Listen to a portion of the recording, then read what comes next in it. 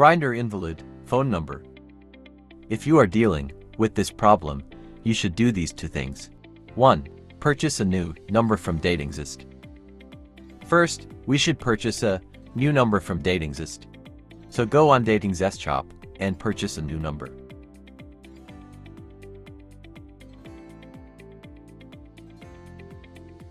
Press purchase now.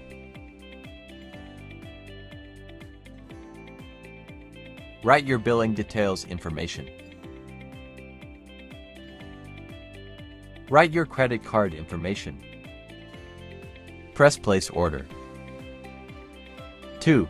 Verify your account. Get the number and copy the number from DatingZest.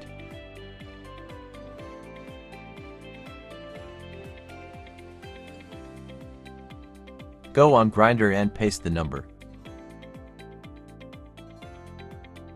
Grindr will send you a code on DatingZest. So, go on DatingZest and copy the code.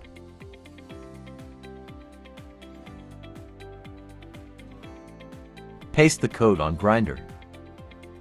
After you paste the code, your account will be verified.